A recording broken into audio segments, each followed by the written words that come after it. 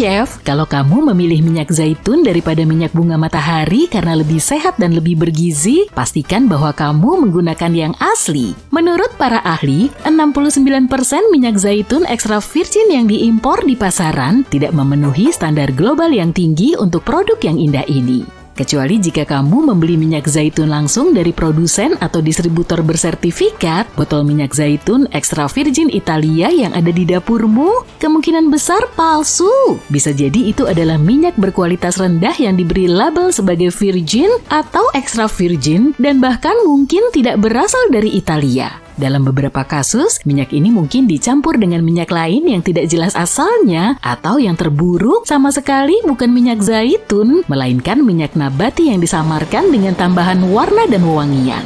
Minyak ekstra virgin yang sesungguhnya harus berasal dari perasan pertama buah zaitun dan dikemas dengan antioksidan, nutrisi, dan manfaat kesehatan, ini tidak akan pernah dimiliki oleh minyak palsu. Meski kamu membelinya dari merek terkenal dan meskipun diberi label Protected Destination of Origin yang menandakan asal geografis dari minyak zaitun extra virgin, kamu belum tentu aman. Amerika Serikat menerima lebih dari 350 ton minyak zaitun dan tidak ada sumber daya yang cukup untuk memeriksa semuanya. Pada titik tertentu, konsumen akhir terbiasa membeli minyak yang buruk dengan harga yang lebih rendah. Untuk memastikan kamu membeli yang asli, mulailah dengan memeriksa asal pada labelnya. Sicilia dan Puglia di Italia merupakan pusat produksi minyak zaitun yang penting, jadi kemungkinan besar kamu tidak akan tertipu. Spanyol, Yunani, dan Tunisia adalah 3 produsen terbesar di luar Italia. Selain itu, periksa juga apakah minyakmu memiliki tanggal panen dan tanggal baik sebelum. Petani yang menghasilkan produk yang baik tidak akan menyembunyikan tanggal produksi yang sebenarnya darimu. Jika mereka melakukannya, itu mungkin karena minyaknya sudah terlalu tua. Minyak zaitun tidak menjadi lebih baik seiring bertambahnya usia dan harus digunakan dalam waktu 18 hingga 24 bulan sejak tanggal panen. Dan setelah kamu membukanya, minyak ini hanya baik dan sehat hingga 6 bulan.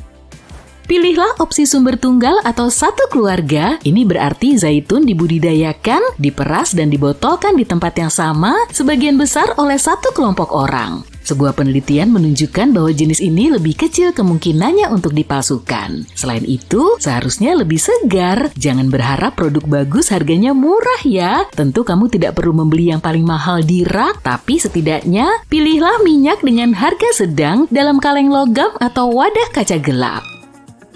Kalau kamu berkesempatan untuk mencium dan mencicipinya sebelum membelinya, pilihlah yang berbau segar seperti aroma rumput atau buah-buahan. Jika baunya apek atau tengik atau nggak berbau sama sekali, itu adalah pertanda lain minyaknya tidak bagus.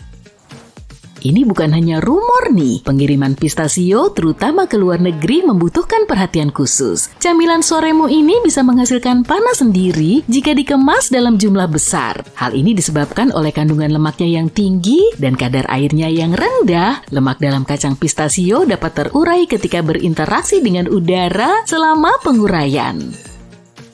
Masalahnya akan semakin rumit jika kelembapan terlibat dalam hal ini. Kelembapan dapat memecah asam lemak pistasio. Proses ini melepaskan karbon dioksida dan jika terjadi berulang kali, hal ini dapat menghasilkan panas yang cukup tinggi. Begitulah cara sebuah wadah berisi pistasio di lingkungan yang gelap dan lembab terkadang dapat terbakar secara spontan. Inilah sebabnya sangat penting untuk mengangkutnya dalam kondisi tertentu, terutama dalam suhu yang sejuk serta atmosfer yang kering.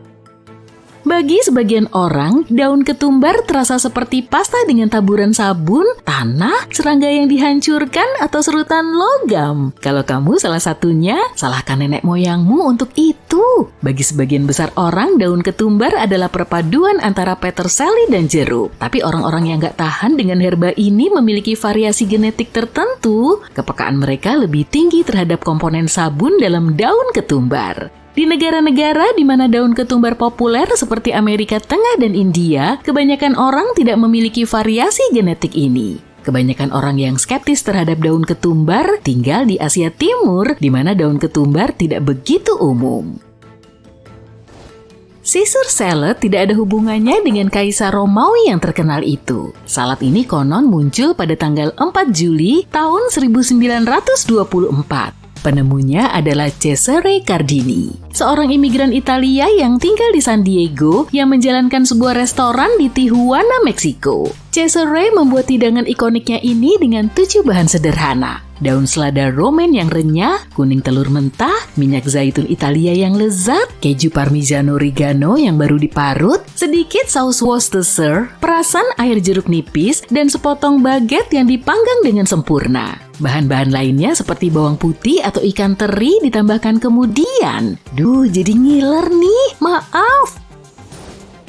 Almond bukanlah kacang, tapi secara teknis merupakan buah bercangkang keras yang berasal dari pohon almond. Hal ini menjadikannya sepupu dari buah persik, ceri, plum, dan nektarin. Pisang, kiwi, terong, dan bahkan mentimun, semuanya sesuai dengan definisi buah beri yang sebenarnya. Karena buah-buah ini adalah buah yang berasal dari satu bunga dengan satu ovarium. Strawberry, blackberry, dan raspberry bukanlah buah beri. Secara teknis, buah-buah ini adalah buah agregat karena berasal dari bunga dengan lebih dari satu ovarium. Apel dan banyak buah lainnya adalah kerabat dekat mawar. Buah-buah ini berasal dari keluarga yang sama, Rosaceae. Pir, plum, raspberry, dan aprikot juga termasuk di dalamnya. Makanan pertama yang dimakan di luar angkasa adalah saus apel. Astronot Amerika Serikat John Glenn memakannya selama misi Merkurius ketiga pada tahun 1962 langsung dari tabung aluminium. Proses ini sulit dinikmati karena desain tabung tersebut tidak memungkinkan pemakan untuk melihat atau mencium bau makanan, dan pilihan makanannya sangat terbatas karena jenis tekstur yang dapat ditampung oleh tabung tersebut. Banyak yang telah berubah sejak saat itu, dan sekarang para astronot bisa menikmati banyak makanan yang sebagian besar dikeringkan untuk membantu makanan tersebut tetap segar lebih lama. Madu alami tidak memiliki tanggal kedaluarsa. Para arkeolog menemukan toples-toples madu yang telah tersimpan di makam Mesir kuno selama ribuan tahun, dan madu tersebut masih sangat baik. Jadi madu yang disimpan dalam wadah yang tertutup rapat dapat tetap stabil tidak hanya selama beberapa dekade, tapi bahkan berabad-abad. Itu semua tergantung pada komposisi biologisnya, berkat kandungan gula yang tinggi, pH yang rendah, dan proses pembuatan madu yang sangat teliti yang dilakukan oleh lebah. Madu menjadi lingkungan yang tidak bersahabat bagi organisme apapun yang dapat merusak makanan. Dandelion tidak hanya aman untuk dimakan. Bunga ini adalah salah satu tanaman yang paling sehat dan bergizi tinggi yang bisa kamu temukan di mana saja. Kamu bisa memakan semua bagiannya, mulai dari bagian atas bunganya yang kuning hingga ke akarnya. Daun dandelion sangat cocok untuk salad, sandwich, omelet, dan hidangan lainnya. Beberapa varietas kaktus merupakan sumber nutrisi yang kaya dengan kandungan vitamin C, E, serat, dan antioksidan. Saat kamu menggigit kaktus, terutama saat masih mentah, kamu akan merasakan kerenyahan yang lembut dan tekstur yang mirip dengan paprika. Kaktus terasa seperti sayuran hijau dengan sedikit rasa okra, rasanya seperti kacang hijau, paprika hijau, dan asparagus. Kaktus juga memiliki rasa tajam dan aroma jeruk yang samar. Kalau kamu menanam kaktus sendiri atau membeli langsung dari petani dan ingin memasaknya, jangan lupa untuk membuang durinya ya. Bersihkan duri-duri tersebut, lalu gunakan peeler untuk mengupas kulitnya.